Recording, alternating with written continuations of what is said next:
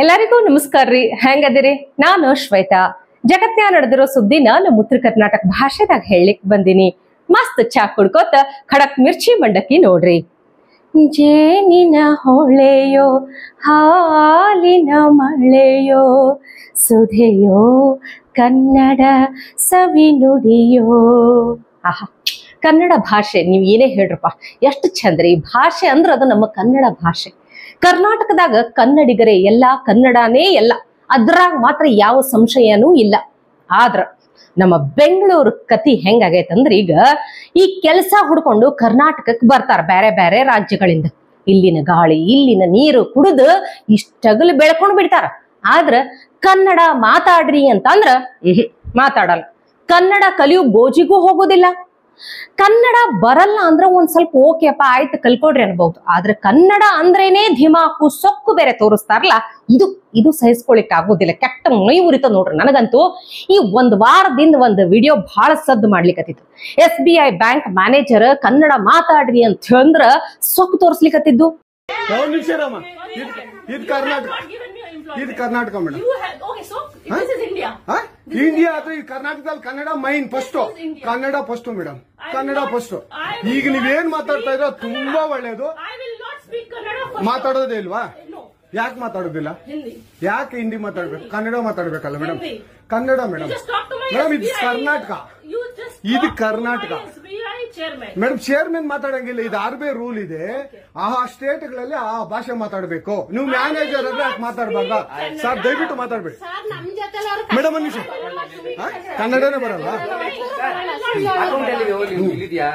ಇರಿ ಸರ್, ಮಾತಾಡಿ ಮೇಡಮ್. ನೀವು ಮಾತಾಡಲ್ಲ ಮೇಡಮ್. ಸೂಪರ್. ನೀವು ಬ್ಯಾಂಕ್ಗೆ ನೋಡಿ ವೀಕ್ಷಕರೇ, ಇದು SBI ಬ್ಯಾಂಕು ಚಂದಾಪುರದಲ್ಲಿರುವ SBI ಸೂರ್ಯ ಸಿಟಿ ಬ್ಯಾಕ್ ಸೈಡ್ ಅಲ್ಲಿ. ದಯವಿಟ್ಟು ನೀವು ಇದನ್ನ ಎಲ್ಲರೂ ಎಚ್ಚೆತ್ಕೊಳ್ಳೋಣ. ಕನ್ನಡ ವ್ಯಕ್ತಿಗಳು, ಕನ್ನಡ ನಾವು ಏನಿದ್ರು ಕನ್ನಡಿಗರು, ನಾವು ಒಂದಾಗ್ಲೇಬೇಕು. SBI ಬ್ಯಾಂಕ್ಗೆ ನಾವು ಬುದ್ಧಿ ಕಲ್ಸೋಣ. ಆಯ್ತು, ನೋಡೋಣ ಪ್ಲೀಸ್. ನೀವು ವಿಡಿಯೋ ಮಾಡ್ಕೊಳ್ಳಿ ಮೇಡಮ್. ನೀವು ವಿಡಿಯೋ ಮಾಡಿ ಪ್ಲೀಸ್. ಆಯ್ತು, ನೀವು ಹಿಂದಿ ಕನ್ನಡ ಮಾತಾಡಲ್ಲ ಅಂದ್ರಲ್ಲ, ಕನ್ನಡ ಮಾತಾಡೋದೇ ಇಲ್ಲ. ಓಹೋ, ಸೂಪರ್ ಮೇಡಮ್, ಸೂಪರ್. ನೋಡಿ ವೀಕ್ಷಕರೇ, ಇದು ಮೇಡಮ್ ಮ್ಯಾನೇಜರ್ ಅವರು ಹೇಳಿದ್ದು ಕನ್ನಡ ನಾನು ಮಾತಾಡೋದೇ ಇಲ್ಲ ಅಂತ. ತುಂಬಾ ಉತ್ತಮ ಬಿಡಿ, ಸೂಪರ್. ಕನ್ನಡ ಈ ವಿಷಯ ಬಹಳ ಸೀರಿಯಸ್ ಆಗಿ ಆಮೇಲೆ ಅವ್ರನ್ನ ಟ್ರಾನ್ಸ್ಫರ್ನು ಮಾಡ್ಬಿಟ್ರು. ಈಗ ಎಲ್ಲಾ ಕಡೆ ಇದ್ರದೇ ಸುದ್ದಿ. ನಮ್ ಸೂರ್ಯ ಅವರು ಸಹಿತ ಇದರ ಬಗ್ಗೆ ಪೋಸ್ಟ್ ಹಾಕ್ಯಾರ. ಕರ್ನಾಟಕದಾಗ ಕನ್ನಡ ಬರ್ಲೇಬೇಕು ಅಂತ ಹೇಳ್ತಾರ. ತಪ್ಪೇನದ ಇಲ್ಲಿ ಹೇಳ್ರಿ ಇದ್ರಾಗ? ಸಂಸತ್ತಿನ ಒಳಗ ಮತ್ತ ಹೊರಗ, ಬ್ಯಾಂಕಿಂಗ್ ಕೆಲಸದಾಗ ಸ್ಥಳೀಯ ಸಿಬ್ಬಂದಿ ಅಥವಾ ಸ್ಥಳೀಯ ಭಾಷೆಯನ್ನ ತಿಳಿದಿರೋರನ್ನ ಕಡ್ಡಾಯವಾಗಿ ನೇಮಿಸಬೇಕು ಅಂತ ಹೇಳಿಕತ್ತಿನ ಎಷ್ಟು ದಿನದಿಂದ. ಒಂದಿಷ್ಟು ವಾರಗಳ ಹಿಂದೆ ಮತ್ತೊಂದು ಇನ್ಸಿಡೆಂಟ್ ಆಗಿತ್ತು. ಸಾರ್ವಜನಿಕ ಲೆಕ್ಕಪತ್ರ ಸಮಿತಿ ಸಭೆದಾಗ ನಾ DFS ಕಾರ್ಯದರ್ಶಿಗೆ ಈ ವಿಷಯನ ಪ್ರಸ್ತಾಪಿಸಿದ್ದೆ. ಅವರು ಭರವಸೆ ಕೊಟ್ಟಾರ ಅಂತ ಟ್ವೀಟ್ ಮಾಡ್ಯಾರ. ಈ ಟ್ವೀಟ್ನ್ಯಾಗ ಒಂದು ನ್ಯಾಯ ಅದ ನೋಡ್ರಿ. ಪ್ರಾಮಾಣಿಕವಾಗಿ ಪ್ರಯತ್ನ ಪಟ್ಟಾರಂತ ಹೇಳಬಹುದ್ರಪ್ಪ. ಆದ್ರ ಸಿದ್ದರಾಮಯ್ಯನವರು ಅದ್ಯಾವ ಭಯಾಗಿ ಇದನ್ನ ಖಂಡಿಸಿದ್ರು ಅನ್ನೋದು ನನಗ ಅರ್ಥ ಆಗಲಾಗ್ಯದ ನೋಡ್ರಿ. ಎಂಥ ವಿಚಿತ್ರ ಅಂತೀನಿ. ಈ ಬ್ಯಾಂಕ್ ಸಿಬ್ಬಂದಿ ಕನ್ನಡ ಮಾತಾಡಿಲ್ಲ ಅಂತ ಸಿದ್ದರಾಮಯ್ಯನವರಿಗೆ ಹೇಳೋ ಅಧಿಕಾರನೇ ಇಲ್ಲ. ಹಂಗ ಹೇಳುವಂಗೆ ಇದ್ದಿದ್ರ ಮೊನ್ನೆ ಆ ಪ್ರಿಯಾಂಕ ಖರ್ಗೆ ಸಾಹೇಬ್ರ ಹಿಂದಿನ್ಯಾಗ ಮಾತಾಡೋ ಮುಂದ ಬಾಯಿ ಬಿಟ್ಟು ಹೇಳಬೇಕಾಗಿತ್ತು. ಯಾಕ ನಿಮಗ್ ಧ್ವನಿ ಇರ್ಲಿಲ್ಲೇನು ಸಿದ್ದರಾಮಯ್ಯನವರೇ? बहुत बड़े पैमाने पे बसों ने, आप सब लोगों ने दिखाया, जब आपका बहुत बड़ा जलसा निकला, 50,000 लोग आए थे, एक कंप्लेंट नहीं आया किसी से भी। इतने प्यार मोहब्बत से अपने हक के लिए लड़ना, संविधान को बचाने के लिए, ये बड़ी बात है। तो ये आपका जो नया दौर आप चालू करने जा रहे हैं दरगाह के थ्रू, उस के हिस्से में हम सब लोग आपके साथ हैं। इसमें ಜಲ್ಸೆ ಪೇ ಆಯೇ ಹುए हैं। ಹೆಂಗಂತೀನಿದು? ಅಥವಾ ಕನ್ನಡದ ಮ್ಯಾಲ ಅವತ್ತು ಅಷ್ಟು ಕಾಳಜಿ ಪ್ರೀತಿ ಇನ್ನ ಹುಟ್ಕೊಂಡಿರ್ಲಿಲ್ಲ ಹೆಂಗಂತೀನಿ ನೋಡ್ರಿ. ನಿಮಗೆ ಏನರೇ ಕನ್ನಡದ ಮ್ಯಾಲ ಖರೆ ಕಾಳಜಿ ಇತ್ತು ಅಂತಂದ್ರ ಸಂತೋಷ್ ಲಾಡ್ ಎದುರಿಗಿದ್ದವರು ಮುಸ್ಲಿಂ ಅಂತ ಅಂದ ಕೂಡ್ಲೇನೆ ಕನ್ನಡದಿಂದ ಹಿಂದಿ ಭಾಷೆಗೆ ಬದಲಾಯಿಸ್ಕೊಂಡ್ರಲ್ಲ, ಅವಾಗೆ ಹೇಳ್ಬಹುದಾಗಿತ್ತು, ಹೌದಿಲ್ಲ? ಬುದ್ಧಿ ಐತೇನ ನಿನಗೆ? ಬುದ್ಧಿ ಐತ ನಿನಗೆ? ಸರ್ಕಾರಿ ಕೆಲಸ ಸಿಕ್ತಂದ್ರೆ ಹಾಗೆ ಕಾಲೇ ಒದ್ದು ಹೋಗ್ತಿಲ್ಲ ನೀನು. ಏನಿನ ಹೆಸರು? क्या गोश्त ज्यादा खा कोई क्या थी तुम्हें? सुनो जे, बार-बार वोच बोले बैठे। ಗೌರ್ಮೆಂಟ್ ಕೆಲಸ ಮನೆ ಮುಂದೆ ಕೊಡ್ತಾರಂತ ಹೇಳಿದ್ರೆ ಒಪ್ಕೊಳ್ಳಾರಂಗೆ ಹೋಗ್ತೀಯಲ್ಲ ನೀನು. ಯಾವ ಊರು ನಿಮ್ದು? जाओ जजमान, जाओ, काम मिलता है, ज्वाइन करो, जाओ. कोसो तो काम करे तो काम इसने क्या? ड्राइवर लाइसेंस भी करा देते, जाओ चाहे तो. ಯಾಕೆ ಸಂತೋಷ್ ಲಾಡ್ ಅವರಿಗೆ ಕನ್ನಡ ಮಾತಾಡ್ರಿ ಅಂತ ಹೇಳಲಿಕ್ಕೆ ಅಂಜಿಕೆ ನಿಮಗ? ಯಾರೋ ಊರು ಬಿಟ್ಟು ಬಂದವರಿಗೆ ಕನ್ನಡ ಮಾತಾಡ್ರಿ ಅಂತ ಹೇಳುದಕ್ಕಿಂತ ಮೊದಲ ನಮ್ಮ ಕರ್ನಾಟಕದಾಗಿರುವಂತ ಕನ್ನಡದ ರಾಜಕಾರಣಿಗಳು ನೆಟ್ಟಗ್ ಚಂದ ಕನ್ನಡ ಮಾತಾಡಿದ್ರ ಎಲ್ಲ ಸರಿ ಆಗ್ತದ ನೋಡ್ರಿ. ಒಬ್ರಿಗೆ ಮರಾಠಿ ಪ್ರೇಮ, ಮತ್ತೊಬ್ರಿಗೆ ಹಿಂದಿ ಪ್ರೇಮ, ಇನ್ನೊಬ್ರಿಗೆ ಉರ್ದು ಪ್ರೇಮ, ಇದೆಲ್ಲದರ ನಡುವೆ ನಮ್ಮ ಕನ್ನಡ ಏನ್ ಅನ್ಯಾಯ ಮಾಡೈತ್ರಪ್ಪ ನಿಮಗ? ಆ ಪ್ರಿಯಾಂಕ ಖರ್ಗೆ ಅವರಂತೂ ಕೇಳಬೇಡ್ರಿ ನೀವು. ಊರು ಬರೀ ಎಲ್ಲಾ ಮಾತಾಡ್ತಾರ, ಆದ್ರ ಅವ್ರು ಏನ್ ಮಾಡ್ಲಿಕ್ಕತ್ತಾರ ಅನ್ನೋದೇ ಅವ್ರಿಗೆ ಗೊತ್ತಾಗಲಾಗ್ಯದ. ಒಂದು ಸಲ ಅಂಬೇಡ್ಕರ್ ಬಗ್ಗೆ, ಮತ್ತೊಂದ್ಸಲ ಸಂವಿಧಾನದ ಬಗ್ಗೆ ಮಾತಾಡ್ತಾರ. ಅದಕ್ಕೆ ಪ್ರತಾಪ್ ಸಿಂಹ ಅವರು ಮರಿ ಖರ್ಗೆ ಅವರನ್ನ ಬಡದು ಬಾಯ್ ಹಾಕೊಂಡ. ಕೇಳ್ರಿ ಒಂದ್ಸಲ ಮಾತು. ಈಗ ಪಾಕಿಸ್ತಾನ ಜೊತೆ ಓಪನ್ ಆಗಿ ಟರ್ಕಿ ಬಂತು, ಚೈನಾ ಬಂತು, ನಮ್ಮ ಜೊತೆ ಒಬ್ರನ ಬಂತ್ರ ಹೇಳಿ officially. Let us be honest. ಇವರು 100 ದೇಶಗಳನ್ನ ಪ್ರವಾಸ ಮಾಡಿದ್ರು. ಏನಿಲ್ಲ ಅಂದ್ರೂ ಎಲ್ಲ 100 ರಾಷ್ಟ್ರಪತಿಗಳನ್ನ, ಪ್ರಧಾನಮಂತ್ರಿಗಳನ್ನ ಅಪ್ಕೊಂಡ್ರು. ಒಬ್ರನ ಒಫಿಷಿಯಲ್ ಆಗಿ ಪಾಕಿಸ್ತಾನಿಗೆ ಕಂಡೆಮ್ ಮಾಡಿದ್ರ, ಒಬ್ರನ ಒಫಿಷಿಯಲ್ ಆಗಿ ನಮ್ಮ ಬೆಂಬಲಕ್ಕೆ ನಿಂತ್ರ. ಟರ್ಕಿ ಯಾವ ದೇಶ ಸರ್? ಟರ್ಕಿ ಒಂದು ಇಸ್ಲಾಮಿಕ್ ಕಂಟ್ರಿ. ಮುಸ್ಲಿಮರು ಯಾರ ಪರ ನಿಲ್ತಾರೆ ಸರ್? ಅಂಬೇಡ್ಕರ್ ಅವರೇ ಹೇಳಿದ್ರು ಥಾಟ್ಸ್ ಆನ್ ಪಾಕಿಸ್ತಾನದಲ್ಲಿ, ಮುಸ್ಲಿಮರು ಯೂನಿವರ್ಸಲ್ ಬ್ರದರ್ಹುಡ್ ಅಂತ ಮಾತನಾಡಿದ್ರೆ ಅದು ವಿಶ್ವ ಭ್ರಾತೃತ್ವ ಅಲ್ಲ, ಅದು ಓನ್ಲಿ ಇಸ್ಲಾಮಿಕ್ ಬ್ರದರ್ಹುಡ್ ಅಂತ ಅಂಬೇಡ್ಕರ್ ಅವರು ಹೇಳಿದ್ರು. ಬಾಯಿ ಬಿಟ್ರೆ ಅಂಬೇಡ್ಕರ್ ಜಪಿಸ್ತಾ ಇರ್ತಿರಲ್ಲ, ಅಂಬೇಡ್ಕರ್ ಚಿಂತನೆ ನೀವು ಓದ್ಕೊಂಡಿಲ್ವಲ್ಲ ಸರ್? ಟರ್ಕಿ ಒಂದು ಇಸ್ಲಾಮಿಕ್ ದೇಶ, ಪಾಕಿಸ್ತಾನ ಇಸ್ಲಾಮಿಕ್ ದೇಶ. ಪಾಕಿಸ್ತಾನ ಪರ ನಿಲ್ದಲೆ ಟರ್ಕಿ ನಮ್ ಪರ ನಿಲ್ಲುತ್ತಾ? ಈ ತರ ನೀವು ಕ್ಷುಲ್ಲಕವಾಗಿ ಪ್ರಶ್ನೆನ ಕೇಳ್ತಿದ್ರ, ಟರ್ಕಿ ಯಾಕೆ ನಮ್ ಪರ ನಿಲ್ಲಿಲ್ಲ ಅಂತ.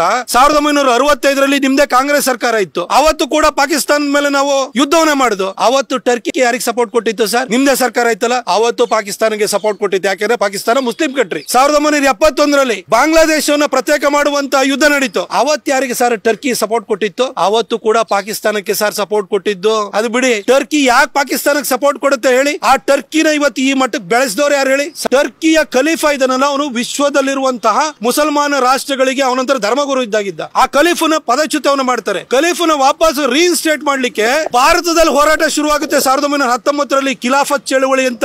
ಆ ಖಿಲಾಫತ್ ಚಳುವಳಿಗೆ ಬೆಂಬಲ ಕೊಟ್ಟಿದ್ದು ಯಾರು ಹೇಳಿ? ನಿಮ್ಮ ಗಾಂಧೀಜಿ, ನಿಮ್ಮ ಕಾಂಗ್ರೆಸ್. 1947ರಲ್ಲಿ ಭಾರತ ಮತ್ತು ಪಾಕಿಸ್ತಾನ ಅನ್ನೋದು ಸಪರೇಟ್ ಆಗಿ ಧರ್ಮದ ಆಧಾರದ ಮೇಲೆ ಮುಸಲ್ಮಾನರಿಗೆ ಪ್ರತ್ಯೇಕವಾದಂತಹ ರಾಷ್ಟ್ರ ಸಿಕ್ಕಿದ್ಮೇಲೆ ಟರ್ಕಿಯ ಪ್ರೀತಿ ಅದು ಪಾಕಿಸ್ತಾನಕ್ಕೆ ವರ್ಗಾವಣೆ ಆಯ್ತು. ಕನಿಷ್ಠ ಇದನ್ನ ಅರ್ಥ ಮಾಡ್ಕೊಳ್ಳಿ ಸರ್. ಹಾಗೆ ಚೈನಾ ಯಾಕೆ ಸಪೋರ್ಟ್ ಮಾಡ್ಲಿಲ್ಲ ಅಂತ? ಚೈನಾ ನಮ್ಮ ಪಕ್ಕದಲ್ಲಿ ಇರೋದು ಸರ್, ನಮ್ಮ ಎನಿಮಿ ಕಂಟ್ರಿ. ಚೈನಾ ಜೊತೆಗೆ ಪಂಚಶೀಲ ಒಪ್ಪಂದವನ್ನು ಮಾಡ್ಕೊಳ್ತೀವಿ ಅಂತ ನಿಮ್ ನೆಹರು 1954ರಲ್ಲಿ ಒಪ್ಪಂದ ಮಾಡ್ಕೊಂಡ್ರು. 59ರಲ್ಲಿ ಟಿಬೆಟ್ ಅನ್ನ ಕಬಳಿಸಿದ್ರು. 62ರ ಮೇಲೆ ನಮ್ಮ ಮೇಲೆ ದಾಳಿ ಮಾಡಿದ್ರು. ಅವತ್ತು ನಮಗೆ ದೋಖಾನೆ ಬಗ್ದಿದ್ದಲ್ವಾ ಸರ್? ಅದೇ ರೀತಿ ಇವತ್ತು ಡೋಕ್ಲಾಮ್ ಇರಬಹುದು, ಎಲ್ಲಾ ಕಡೆನೂ ಕೂಡ ನಮ್ಮ ಹೋರಾಟ ಅವ್ರ ಜೊತೆ ನಡೀತಾನೆ ಇದೆ. ಅವರೊಂದು ಎನಿಮಿ ಕಂಟ್ರಿ ನಮಗೆ ಹ್ಯಾಕ್ ಸಪೋರ್ಟ್ ಮಾಡಕ್ಕಾಗುತ್ತೆ ಸರ್? ಇನ್ನು ಉಳಿದ ದೇಶಗಳ ಬಗ್ಗೆ ಹೇಳಕ್ ಹೋಗೋಣ. ಸೌದಿ ಅರೇಬಿಯಾ ಯಾವಾಗ್ಲೂ ಕೂಡ ಪಾಕಿಸ್ತಾನಕ್ಕೆ ಸಪೋರ್ಟ್ ಮಾಡ್ತಾ ಇದೆ. ಯಾಕಂದ್ರೆ ಸೌದಿ ಸುನ್ನಿ ಕಂಟ್ರಿ, ಪಾಕಿಸ್ತಾನ ಸುನ್ನಿ ಕಂಟ್ರಿ. ಆದ್ರೆ ಈ ಸರಿ ಸೌದಿ ಅರೇಬಿಯಾ ಪಾಕಿಸ್ತಾನ ಪರ ನಿಂತಿದ್ಯಾ? ಯಾವ್ದಾದ್ರು ಅರಬ್ ರಾಷ್ಟ್ರಗಳು ಎಕ್ಸೆಪ್ಟ್ ಈ ಒಂದು ಟರ್ಕಿ, ಮಲೇಷಿಯಾದಂತ ಮುಸ್ಲಿಂ ರಾಷ್ಟ್ರಗಳು ಇವನ್ನ ಬಿಟ್ಬಿಟ್ಟು ಯಾವ್ದಾದ್ರು ಅರಬ್ ರಾಷ್ಟ್ರಗಳು ಬಹಿರಂಗವಾಗಿ ಇವತ್ತು ಪಾಕಿಸ್ತಾನ ಪರವಾಗಿ ಹೇಳಿಕೆಯನ್ನು ಕೊಡ್ತಾ ಇದೆಯಾ? ಅಥವಾ ಭಾರತವನ್ನ ಖಂಡಿಸುವಂತ ಕೆಲಸವನ್ನ ಯಾವ್ದಾದ್ರು ಅರಬ್ ರಾಷ್ಟ್ರಗಳು ಮಾಡ್ತಾ ಇದಾವ? ಇವತ್ತು ಯಾವ್ದಾದ್ರು ಯುರೋಪಿಯನ್ ಕಂಟ್ರೀಸ್ ಮಾಡ್ತಾ ಇದೆಯಾ?